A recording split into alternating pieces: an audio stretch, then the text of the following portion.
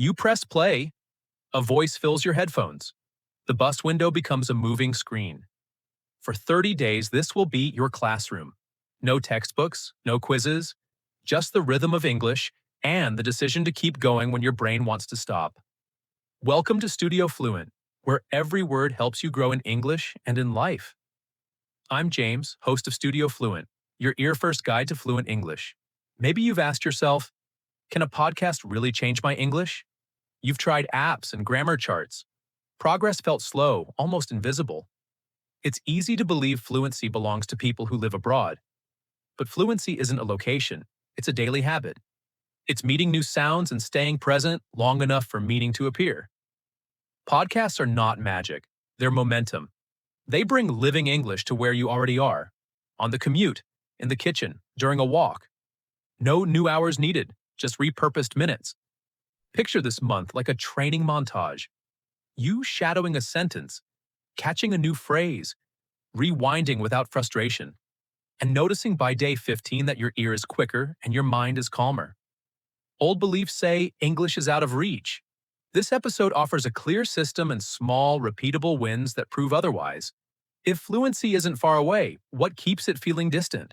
This is hard because your brain loves comfort. Surrounded by your native language, it chooses the easy path. English becomes a weight you rarely lift, so the listening muscles stay weak. There's the Goldilocks problem too. Content that's too hard exhausts you. Content that's too easy bores you. Many learners sit in that discomfort and decide English itself is the problem. It isn't. It's simply the wrong difficulty and the wrong mix. Accents add another layer. English is a city of voices: American, British, Australian, Indian, Nigerian, Filipino, and more. If you only train with one, the rest feel like storms the first time you hear them. That shock is normal, not a personal failure. Finally, perfectionism slows everything. If the rule is understand everything or I'm failing, you'll avoid the very practice that builds fluency.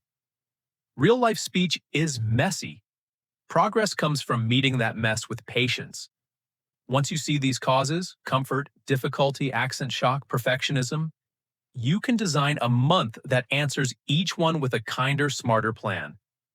So what mindset makes the next 30 days not only possible but enjoyable? Here's the new story. You're not studying English. You're training your ear to enjoy English. Enjoyment is a strategy. The brain repeats what feels good. So we design sessions that leave a small feeling of success. Adopt 3 simple mindsets. Curiosity over control. Replace I must understand everything with let's see what I can catch today. Curiosity opens attention and keeps you listening long enough for meaning to settle. Micro-consistency beats marathons. 15 to 30 minutes daily is stronger than 2 hours once a week. Think in tiles.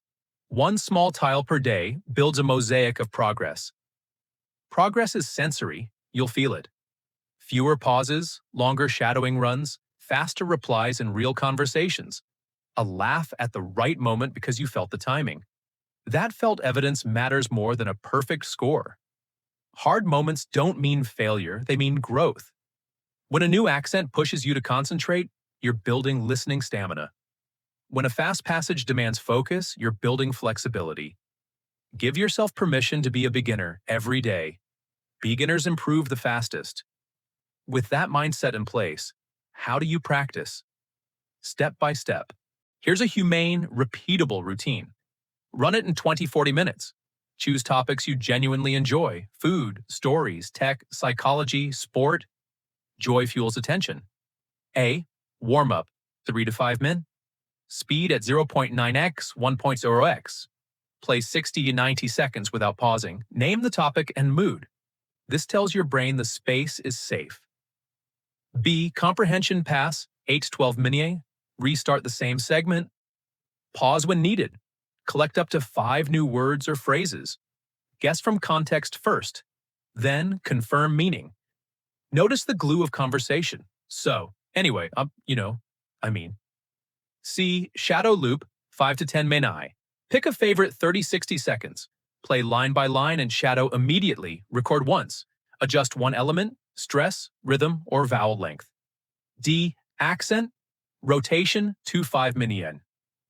Every other day, sample a short clip from a different accent family. No analysis, just exposure to teach your ear the city map of English. E. Cool down and capture 2-3 min. Write 2 lines, phrase I loved, tiny win today, weekly rhythm, Mon year 2, favorite topic, confidence. Wed, story, narrative show, cohesion. Thu, interview show, turn-taking discourse markers. Fry, accent day, variety.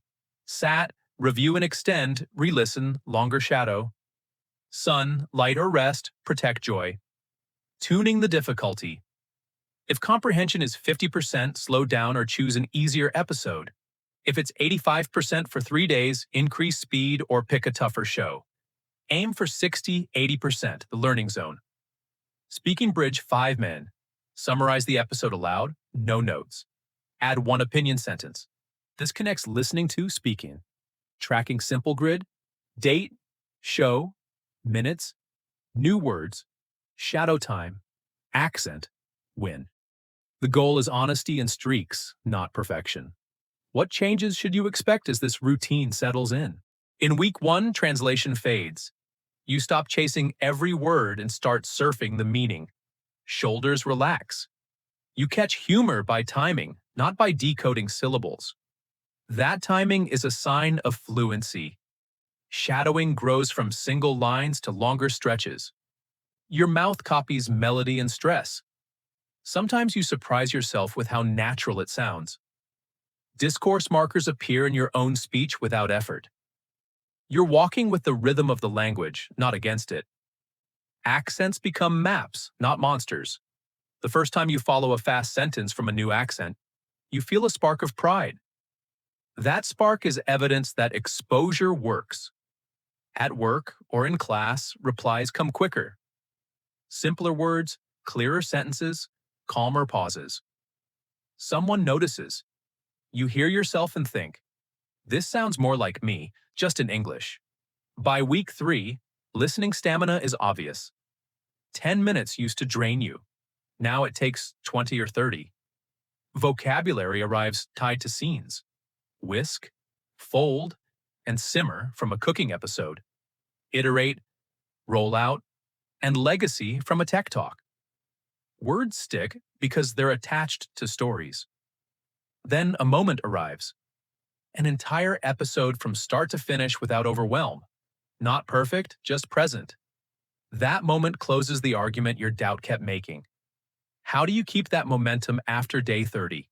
Fluency isn't a finish line, it's a garden. You water it with attention. 30 days teach you to enjoy the watering. When the month ends, don't stop, simplify. Keep the daily flow, keep accent rotation, keep the shadow loop. Every 4 weeks, record a 2-minute monologue, summarizing a favorite episode, then compare with day 1. The difference is your mettle. If you feel stuck, return to the mindsets. Lower the speed without shame. Pick easier content for a few days, then climb again. This is not quitting, it's smart periodization. 1 action for today, choose 1 episode you're genuinely excited about. Set a 20-minute timer. Warm up, comprehension pass, shadow loop, cool down. Write your phrase and your win. Tomorrow, repeat. 30 tiles, 1 mosaic. Close your eyes for a breath. Picture a future conversation where English feels like a path you walk, not a test you take. Hear the flexibility in your ear, the steadiness in your voice. You built that on buses and sidewalks and kitchen counters with a pair of headphones and a promise to return. If today's episode spoke to you, share it with a friend who's learning too. And let's grow together with Studio Fluent.